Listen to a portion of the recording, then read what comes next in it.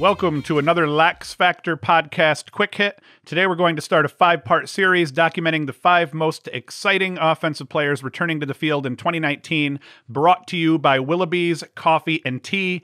They're an online seller of coffee. They have a bunch of coffee shops in Connecticut, but for you can go to willoughbyscoffee.com and get yourself some of the best coffee that you can buy anywhere. That's willoughbyscoffee.com. And now back to business. My number 5 offensive player that I'm most excited to see return is Ethan Walker out of Denver. He is a 5'9", 170-pound attacker from Peterborough, Ontario, that can score with the best of them. As a freshman, he broke the Denver single-season points record with 72 points off of 40 goals and 32 assists. He followed that up with 70 points in his sophomore year. Not too bad. 48 goals and 22 assists. So you saw his roles shift a little bit, where he was a little bit more even, 40 and 32 as a freshman. And they had a couple more Dodgers on the squad, so he wasn't required to carry as much. And he ends up with 48 goals and 22 assists in his second campaign. He reminds me a lot of Kyle Marr. Some people might say that's a stupid comparison. It's mostly for me just the way they carry the stick, the way they release. He scores a lot of low to high goals, as does Marr.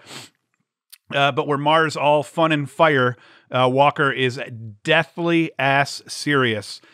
Surgical in nature. He's a military kid. I forget the school that he went to, high school wise, but I know it was some kind of military academy, and that shows in his play and his discipline on the field. Perfect Bill Tierney player.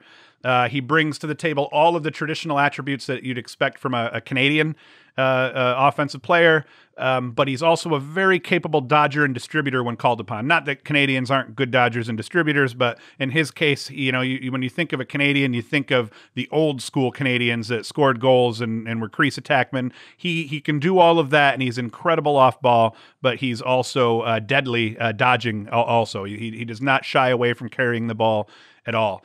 He has no fear. He right from his freshman year on, he took the field, and he has a swagger about him that implies that he knows he belongs at the Division I level. He knows he belongs here. He's the kind of kid that plays his biggest games against the fiercest competition. To illustrate that, 6 goals, 2 assists against Duke. 5 goals against Notre Dame, 5 goals and an assist against Ohio State, 8 goals and an assist against Villanova. But there's one check against him last year, and that was in the playoffs against Albany in a 15-13 loss. He only got 4 shots and scored a goal. So he did not show up in that game, which is a rare thing to happen to him over the course of his career. The guy pretty much puts up 2, 3, 4 points religiously every game. So that's his blemish last season. I'm sure it's left a bad taste in his mouth, and I expect him to come out play like a caged animal in 2019, albeit a very well-disciplined caged animal.